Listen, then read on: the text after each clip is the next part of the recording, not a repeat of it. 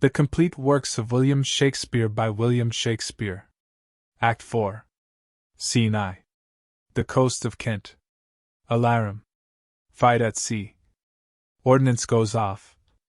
Enter a lieutenant, a shipmaster and his mate, and Walter Whitmore, with sailors, Suffolk and other gentlemen, as prisoners. Lieutenant. The gaudy, blabbing, and remorseful day is crept into the bosom of the sea. And now loud howling wolves arouse the jades that dragged the tragic melancholy night, who with their drowsy, slow, and flagging wings clip dead men's graves, and from their misty jaws breathe foul contagious darkness in the air. Therefore bring forth the soldiers of our prize, for, whilst our pinnace anchors in the downs, here shall they make their ransom on the sand, or with their blood stain this discoloured shore. Master, this prisoner freely give I thee. And now that art his mate, make boot of this. The other, Walter Whitmore, is thy share. First Gentleman. What is my ransom, master, let me know. Master. 1,000 crowns, or else lay down your head. Mate. And so much shall you give, or off goes yours. Lieutenant. What, think you much to pay 2,000 crowns, and bear the name and port of gentleman? Cut both the villains' throats, for die you shall. The lives of those which we have lost in fight be counterput with such a petty sum. First Gentleman. I'll give it, sir, and therefore spare my life. Second Gentleman. And so will I, and write home for it straight. Whitmore.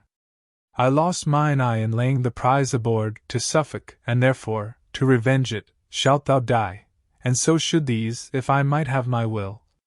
Lieutenant. Be not so rash. Take ransom, let him live. Suffolk. Look on my George, I am a gentleman, rate me at what thou wilt, thou shalt be paid. Whitmore.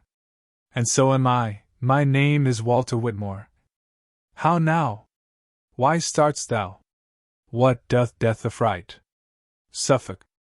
Thy name affrights me, in whose sound is death. A cunning man did calculate my birth and told me that by water I should die, yet let not this make thee be bloody-minded. Thy name is Gualtier, being rightly sounded. Whitmore. Gualtier or Walter, which it is I care not, never yet did base dishonour blur our name, but with our sword we whipped away the blot. Therefore, when merchant like I sell revenge, broke be my sword, my arms torn and defact, and I proclaimed a coward through the world. Suffolk. Stay, Whitmore, for thy prisoner is a prince, the Duke of Suffolk, William de la Pole. Whitmore. The Duke of Suffolk muffled up in rags? Suffolk. Aye, but these rags are no part of the Duke. Jove sometime would disquist, and why not I? Lieutenant. But Jove was never slain, as thou shalt be. Suffolk. Obscure and lowly swain, King Henry's blood, the honourable blood of Lancaster, must not be shed by such a jaded groom. Hast thou not kissed thy hand and held my stirrup, bareheaded plodded by my footcloth mule, and thought thee happy when I shook my head? How often hast thou waited at my cup, fed from my trencher, kneeled down at the board, when I have feasted with Queen Margaret? Remember it, and let it make thee crestfallen, aye, and allay thus thy abortive pride. How in our voiding lobby hast thou stood and duly waited for my coming forth? This hand of mine hath writ in thy behalf, and therefore shall it charm thy riotous tongue. Whitmore. Speak, Captain, shall I stab the forlorn swain? Lieutenant.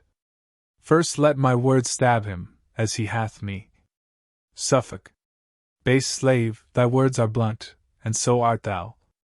Lieutenant. Convey him hence, and on our longboat's side strike off his head. Suffolk. Thou darest not for thy own. Lieutenant. Pull. Suffolk. Pull? Lieutenant. I cannot, puddle, sink, whose filth and dirt troubles the silver spring where England drinks.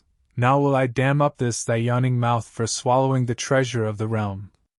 Thy lips, that kiss the Queen, shall sweep the ground, and thou that smiledst at good Duke Humphrey's death against the senseless wind shalt grin in vain, who in contempt shall hiss at thee again, and wedded be thou to the hags of hell for daring to affy a mighty lord unto the daughter of a worthless king, having neither subject, wealth, nor diadem.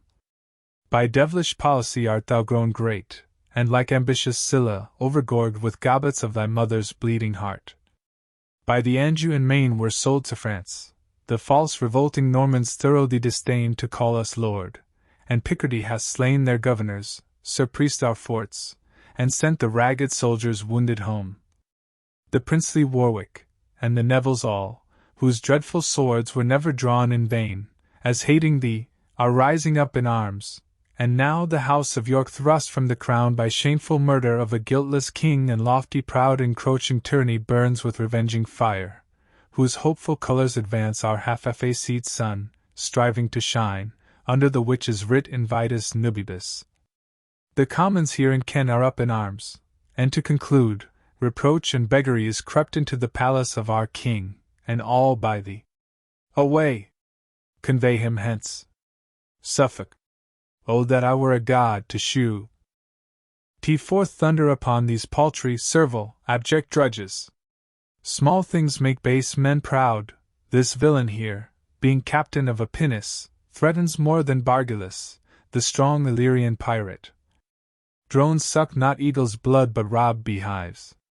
It is impossible that I should die by such a lowly vassal as thyself. Thy words move rage and not remorse in me. I go of message from the Queen to France. I charge thee waft me safely cross the channel. Lieutenant Walter Whitmore. Come, Suffolk, I must waft thee to thy death. Suffolk. Gelatus timor occupat artis, it is thee I fear. Whitmore. Thou shalt have cause to fear before I leave thee. What, are ye daunted now? Now will ye stoop? First Gentleman. My gracious lord, entreat him, speak him fair. Suffolk. Suffolk's imperial tongue is stem and rough, us to command, untaught to plead for favor. Far be it we should honor such as these with humble suit. No, rather let my head stoop to the block than these knees bow to any save to the God of heaven and to my king, and sooner dance upon a bloody pole than stand uncovered to the vulgar groom. True nobility is exempt from fear. More can I bear than you dare execute. Lieutenant. Hale him away, and let him talk no more. Suffolk. Come, soldiers, show what cruelty ye can, that this my death may never be forgot. Great men oft die by vile Bezonians. A Roman sworder and bandit o slave murdered sweet Tully. Brutus bastard hand stabbed Julius Caesar. Savage islanders Pompey the Great, and Suffolk dies by pirates. Exit Walter with Suffolk Lieutenant.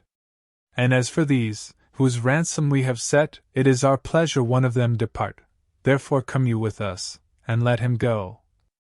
Exeunt all but the first gentleman. Re-enter Whitmore with Suffolk's body. Whitmore. There let his head and lifeless body lie, until the Queen his mistress bury it. Exit First Gentleman. O barbarous and bloody spectacle! His body will I bear unto the King. If he revenge it not, yet will his friends, so will the Queen, that living held him dear. Exit with the body. Scene 2. Blackheath. Enter George Bevis and John Holland. George. Come and get thee a sword, though made of a lath. They have been up these 2 days. John. They have the more need to sleep now then. George. I tell thee, Jack Cade, to clothe your means to dress the Commonwealth, and turn it, and set a new nap upon it. John. So he had need, for 'tis threadbare. Well, I say it was never merry world in England since gentlemen came up. George.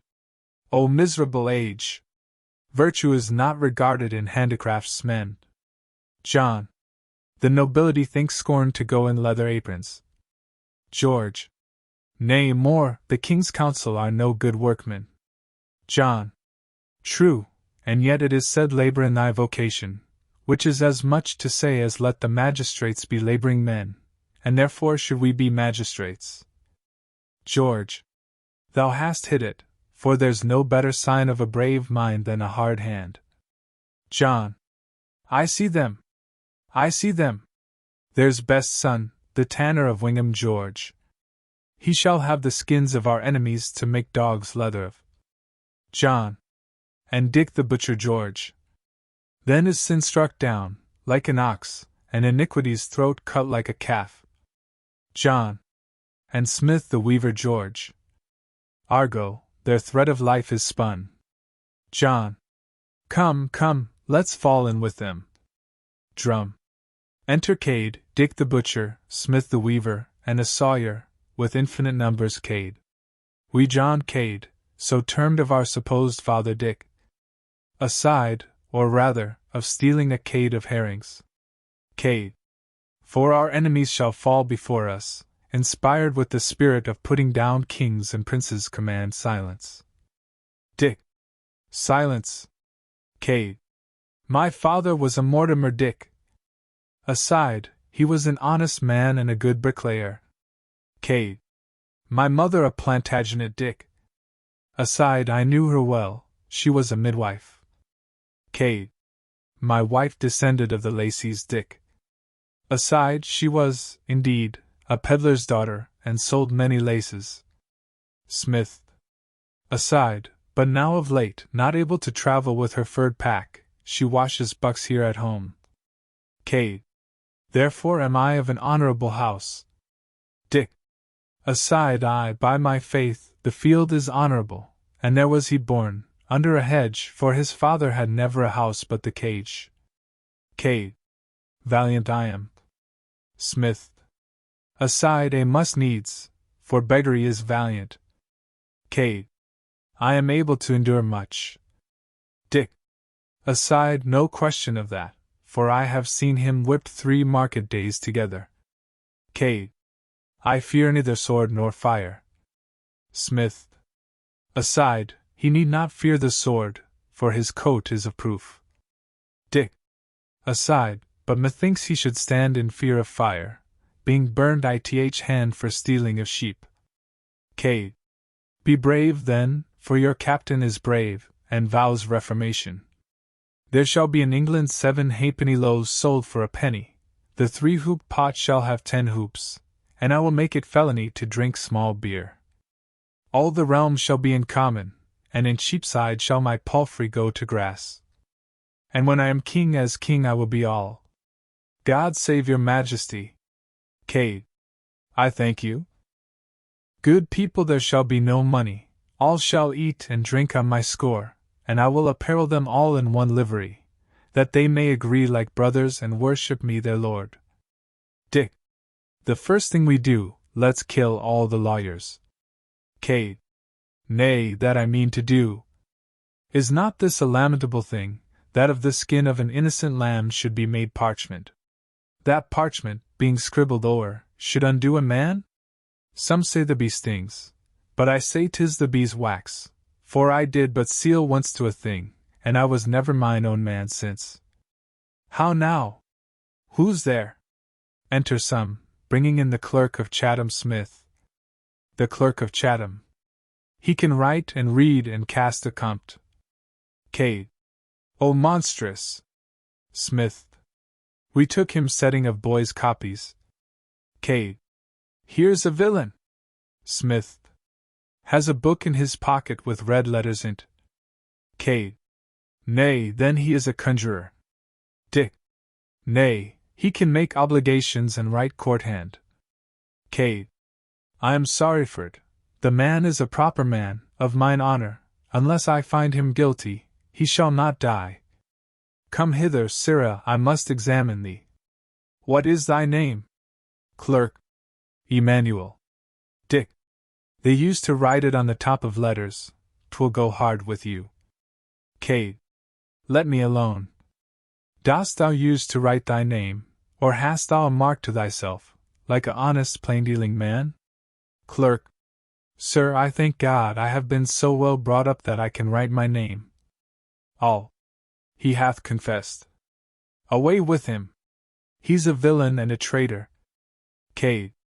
Away with him, I say! Hang him with his pen and inkhorn about his neck. Exit 1 with the clerk. Enter Michael. Michael. Where's our general? Cade. Here I am, thou particular fellow. Michael.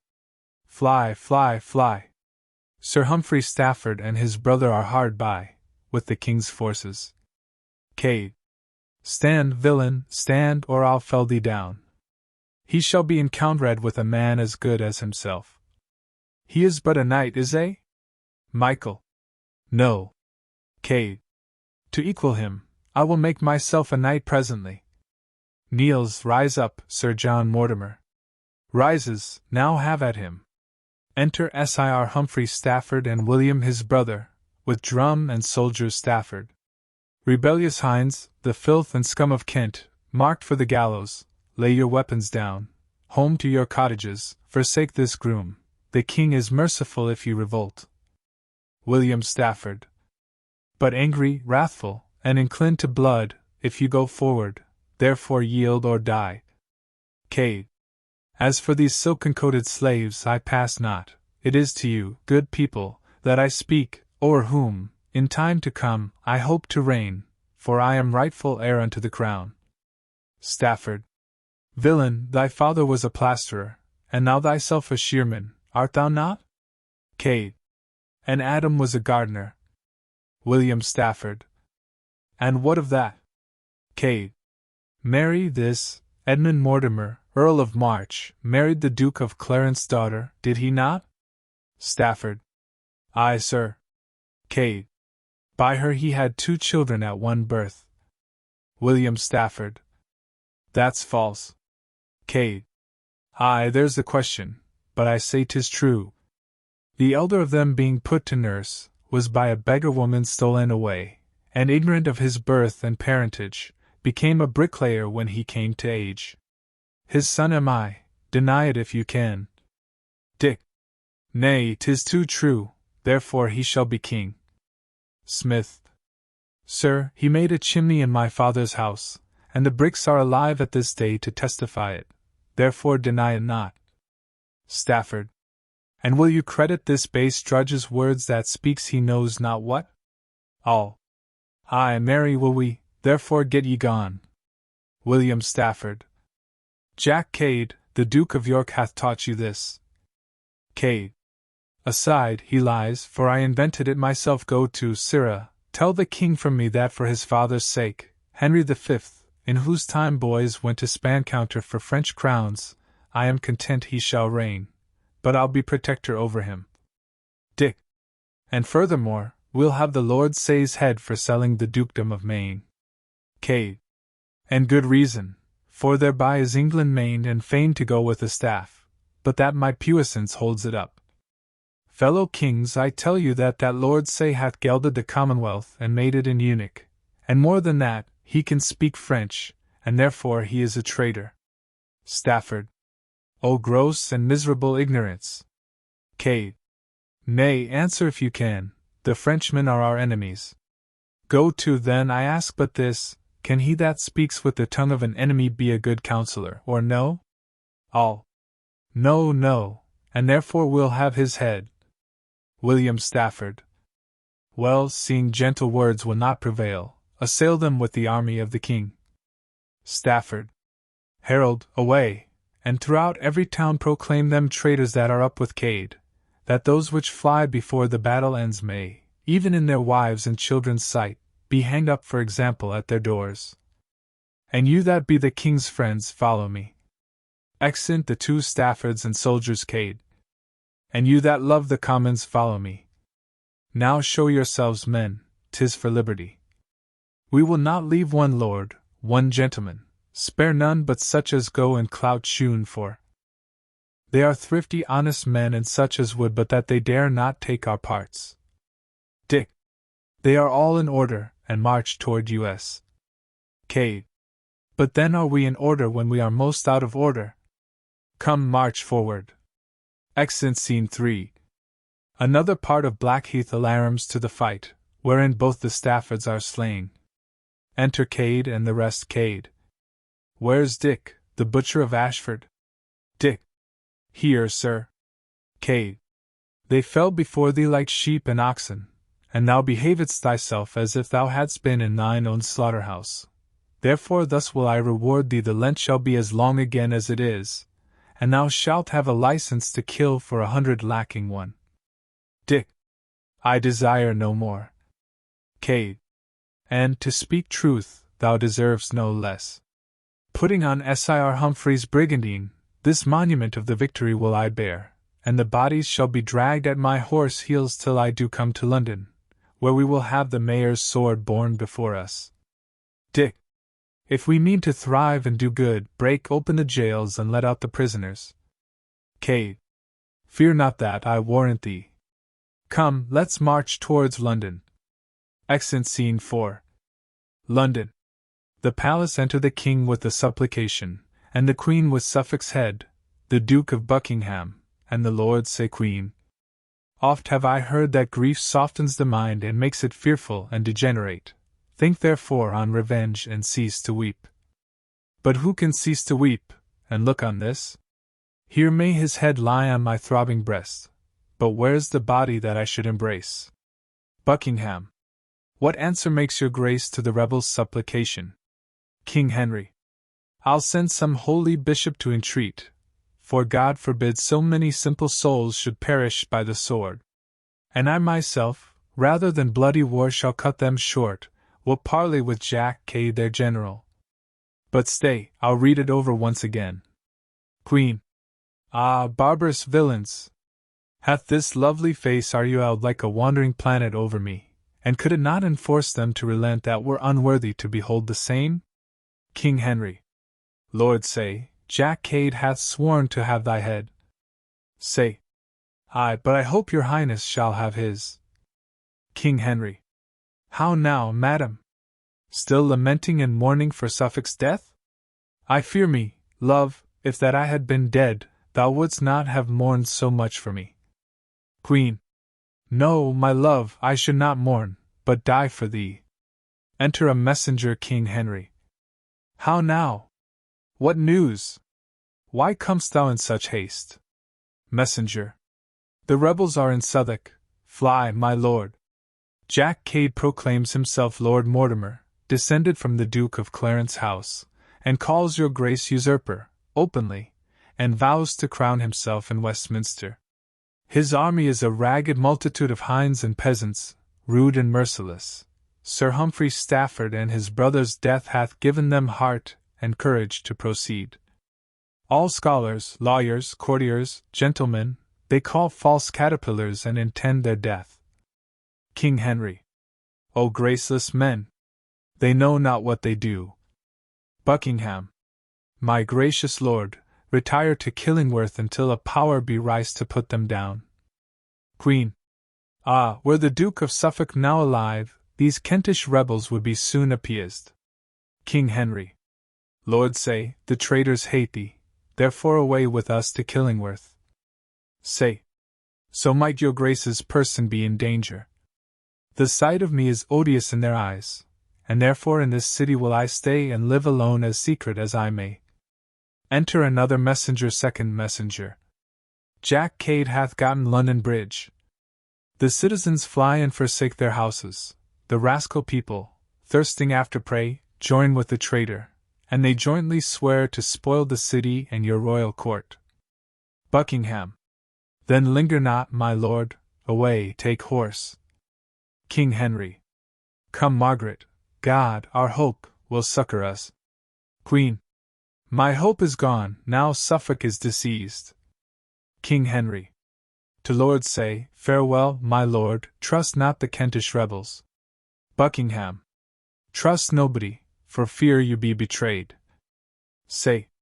The trust one have is in mine innocence, and therefore am I bold and resolute. Exit Scene V. London. The Tower. Enter Lord Scales upon the tower, walking. Then enter 2 or 3 citizens, below Scales. How now? Is Jack Cade slain? First citizen. No, my lord, nor likely to be slain, for they have won the bridge, killing all those that withstand them. The Lord Mayor craves aid of your honor from the Tower, to defend the city from the rebels. Scales. Such aid as I can spare you shall command, but I am troubled here with them myself. The rebels have essayed to win the Tower. But get you to Smithfield, and gather head, and thither I will send you Matthew Goff. Fight for your king, your country, and your lives. And so, farewell, for I must hence again. Exit Scene 6. London. Cannon Street. Enter Jack Cade and the rest, and strikes his staff on London stone. Cade. Now is Mortimer lord of this city. And here, sitting upon London stone, I charge and command that, of the city's costs, the pissing conduit run nothin'. But claret wine this first year of our reign. And now henceforward it shall be treason for any that calls me other than Lord Mortimer. Enter a soldier, running soldier. Jack Cade! Jack Cade! Cade! Knock him down there. They kill him, Smith. If this fellow be wise, he'll never call ye Jack Cade more. I think he hath a very fair warning. Dick. My lord, there's an army gathered together in Smithfield. Cade. Come then, let's go fight with them. But first go and set London Bridge on fire, and if you can, burn down the tower too. Come, let's away. Exit Scene 7. London. Smithfield alarums. Matthew Goff is slain, and all the rest. Then enter Jack Cade, with his company. Cade. So, sirs. Now go some and pull down the Savoy, others to th Inns of Court, down with them all. Dick. I have a suit unto your lordship. Cade. Be it a lordship, thou shalt have it for that word. Dick. Only that the laws of England may come out of your mouth. John. Aside, mass, 'twill be sore law then, for he was thrust in the mouth with a spear, and 'tis not whole yet. Smith. Aside, nay, John, it will be stinking law, for his breath stinks with eating toasted cheese. Cade. I have thought upon it, it shall be so. Away, burn all the records of the realm.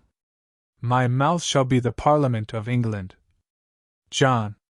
Aside, then we are like to have biting statutes, unless his teeth be pulled out. Cade. And henceforward all things shall be in common. Enter a messenger. My lord, a prize, a prize.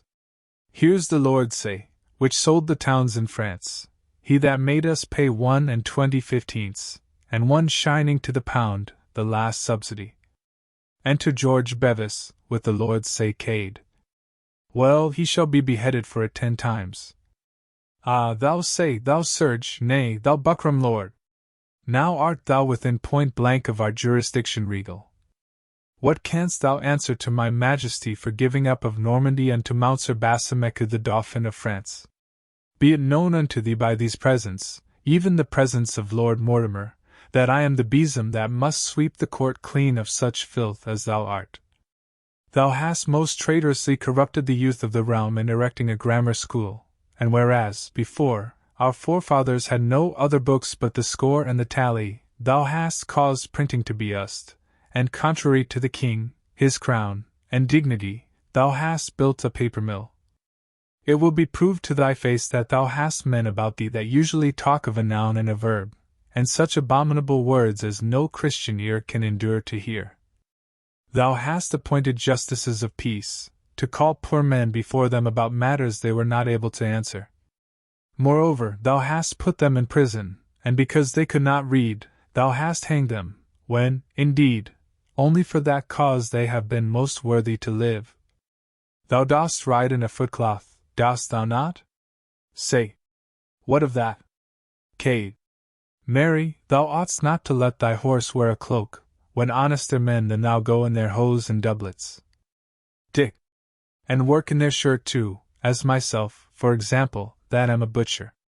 Say. You men of Kent. Dick. What say you of Kent? Say. Nothing but this, 'tis bona terra, mala gens. Cade. Away with him, away with him. He speaks Latin. Say. Hear me but speak, and bear me where you will. Kent, in the commentaries Caesar writ, is termed the civilest place of all this isle. Sweet is the country, because full of riches, the people liberal, valiant, active, wealthy, which makes me hope you are not void of pity. I sold not Maine, I lost not Normandy, yet to recover them, would lose my life. Justice with favor have I always done, prayers and tears have moved me, gifts could never. When have I aught exacted at your hands, but to maintain the king, the realm, and you? Large gifts have I bestowed on learned clerks, because my book preferred me to the king, and seeing ignorance is the curse of God, knowledge the wing wherewith we fly to heaven, unless you be possessed with devilish spirits you cannot but forbear to murder me. This tongue hath parleyed unto foreign kings for your behoof. Cade. Tut, when struck'st thou one blow in the field? Say. Great men have reaching hands. Oft have I struck those that I never saw, and struck them dead. George. O monstrous coward! What, to come behind folks? Say. These cheeks are pale for watching for your good. Cade. Give him a box o'th ear, and that will make him red again. Say. Long sitting to determine poor men's causes hath made me full of sickness and diseases. Cade. Ye shall have a hempen caudle then, and the help of hatchet. Dick. Why dost thou quiver, man? Say. The palsy, and not fear, provokes me. Cade. Nay, he nods at us, as who should say I'll be even with you.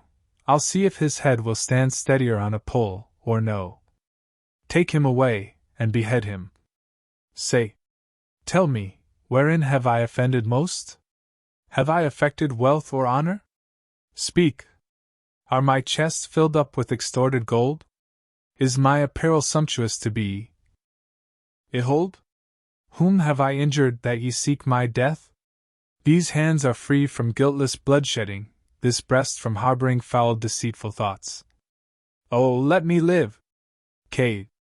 Aside, I feel remorse in myself with his words, but I'll bridle it. He shall die, and it be but for pleading so well for his life. Away with him. He has a familiar under his tongue, he speaks not o God's name. Go, take him away, I say, and strike off his head presently, and then break into his son-in-law's house, Sir James Cromer, and strike off his head, and bring them both upon 2 poles hither. All. It shall be done. Say. Ah, countrymen! If when you make your prayers God should be so obdurate as yourselves, how would it fare with your departed souls? And therefore yet relent and save my life. Cade. Away with him, and do as I command ye. Excellent some with lords say, the proudest peer in the realm shall not wear a head on his shoulders, unless he pay me tribute. There shall not a maid be married, but she shall pay to me her maidenhead ere they have it. Men shall hold of me in capite, and we charge and command that their wives be as free as heart can wish or tongue can tell. Dick. My lord, when shall we go to Cheapside, and take up commodities upon our bills? Cade. Marry, presently. All. Oh, brave! Re-enter one with the head's Cade. But is not this braver? Let them kiss one another, for they loved well when they were alive. Now part them again, lest they consult about the giving up of some more towns in France. Soldiers, defer the spoil of the city until night, for with these borne before us instead of maces will we ride through the streets, and at every corner have them kiss. Away! Exeunt Scene 8. Southwark alarum and retreat. Enter again Cade and all his rabblement Cade. Up Fish Street. Down St. Magnus Corner. Kill and knock down. Throw them into Thames. Sound a parley, what noise is this I hear? Dare any be so bold to sound retreat or parley when I command them kill? Enter Buckingham and old Clifford attended Buckingham. Aye, here they be that dare and will disturb thee. And therefore yet relent, and save my life. No, Cade, we come ambassadors from the king unto the commons whom thou hast misled, and here pronounce free pardon to them all that will forsake thee and go home in peace. Clifford. What say ye, countrymen? Will ye relent and yield to mercy whilst 'tis offered you, or let a rebel lead you to your deaths? Who loves the king, and will embrace his pardon, fling up his cap and say God save his majesty? Who hateth him and honours not his father, Henry V, that made all France to quake, shake he his weapon at us and pass by. All. God save the king! God save the king! Cade. What, Buckingham and Clifford, are ye so brave? And you, base peasants, do ye believe him? Will you needs be hanged with your about your necks? Hath my sword therefore broke through London gates, that ye should leave me at the White Hart in Southwark? I thought you would never have given out these arms till you had recovered your ancient freedom. But you are all recreants and dastards, and delight to live in slavery to the nobility. Let them break your backs with burdens, take your houses over your heads, ravish your wives and daughters before your faces. For me, I will make shift for one, and so God's curse light upon you all. All. We'll follow Cade, we'll follow Cade. Clifford. Is Cade the son of Henry V, that thus you do exclaim you'll go with him?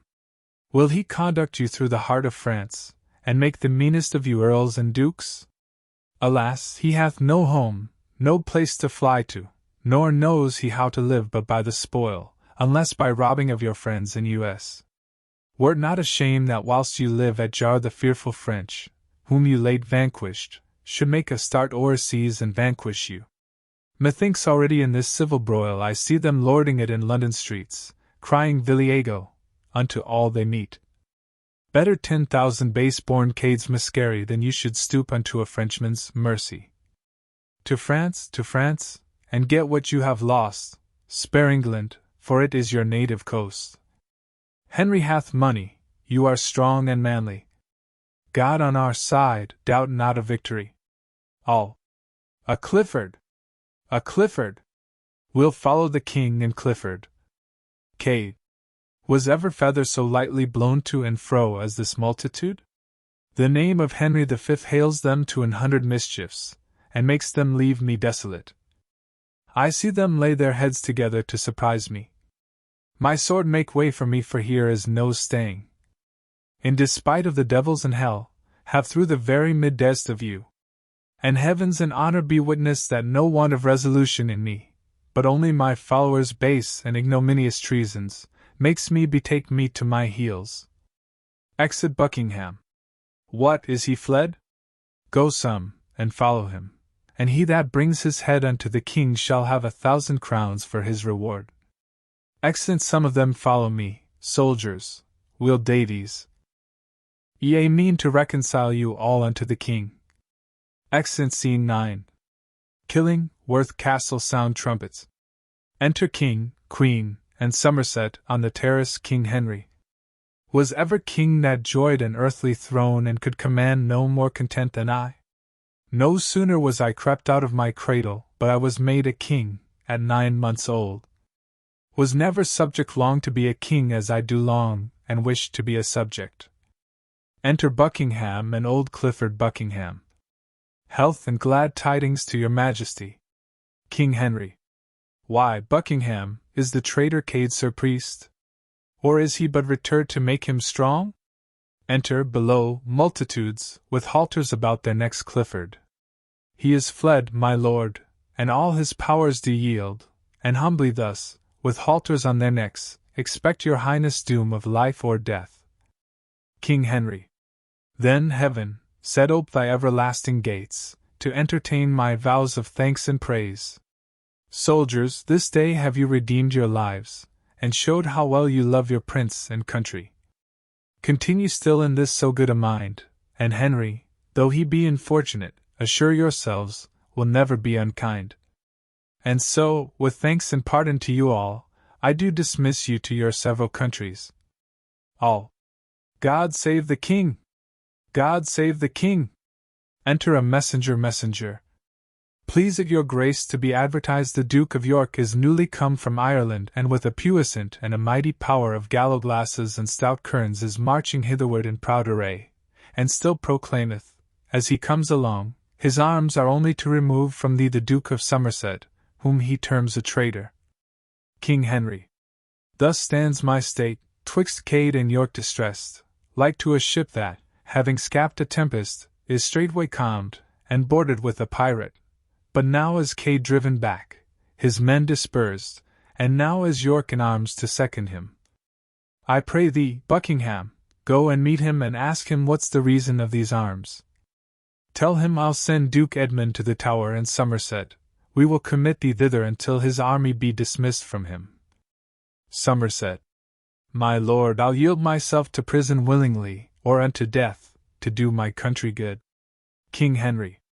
In any case be not too rough in terms, for he is fierce and cannot brook hard language. Buckingham. I will, my lord, and doubt not so to deal as all things shall redound unto your good. King Henry. Come, wife, let's in, and learn to govern better, for yet may England curse my wretched reign. Flourish. Exeunt Scene X. Kent. Iden's garden enter Cade. Fie on ambitions! Fie on myself, that have a sword and yet am ready to famish. These 5 days have I hid me in these woods and durst not peep out, for all the country is laid for me. But now am I so hungry that, if I might have a lease of my life for 1,000 years, I could stay no longer. Wherefore, on a brick wall have I climbed into this garden, to see if I can eat grass or pick a salad another while, which is not amiss to cool a man's stomach this hot weather. And I think this word salad was born to do me good, for many a time, but for a salad, my brain pain had been cleft with a brown bill, and many a time, when I have been dry, and bravely marching, it hath served me instead of a quart pot to drink in, and now the word salad must serve me to feed on. Enter Iden. Lord, who would live turmoiled in the court and may enjoy such quiet walks as these? This small inheritance my father left me contenteth me, and worth a monarchy. I seek not to wax great by others' waning, nor gather wealth I care not with what envy. Sufficeth that I have maintains my state, and sends the poor well pleased from my gate. Cade. Here's the lord of the soil come to seize me for a stray, for entering his fee simple without leave.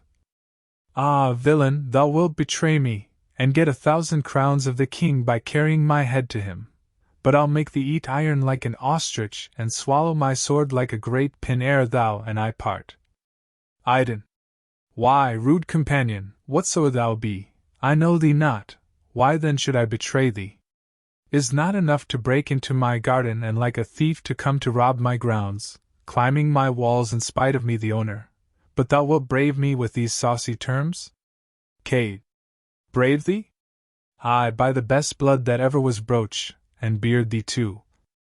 Look on me well, I have eaten no meat these 5 days, yet come thou and thy 5 men, and if I do not leave you all as dead as a doornail, I pray God I may never eat grass more. Iden. Nay, it shall ne'er be said, while England stands, that Alexander Iden, an esquire of Kent, took odds to combat a poor famished man. Oppose thy steadfast gazing eyes to mine, see if thou canst outface me with thy looks, set limb to limb, and thou art far the lesser. Thy hand is but a finger to my fist, thy leg a stick compared with this truncheon. My foot shall fight with all the strength thou hast, and if mine arm be heaved in the air, thy grave is digged already in the earth. As for words, whose greatness answers words, let this my sword report what speech forbears. Cade. By my valor, the most complete champion that ever I heard. Steel, if thou turn the edge, or cut not out the burly bond clown in shins of beef ere thou sleep in thy sheath, I beseech God on my knees thou mayst be turned to hobnails. Here they fight, Cade falls, oh, I am slain! Famine and no other hath slain me. Let 10,000 devils come against me, and give me but the 10 meals I have lost, and I defy them all. Wither garden, and be henceforth a burying place to all that do dwell in this house, because the unconquered soul of Cade is fled. Iden. Is Cade that I have slain, that monstrous traitor?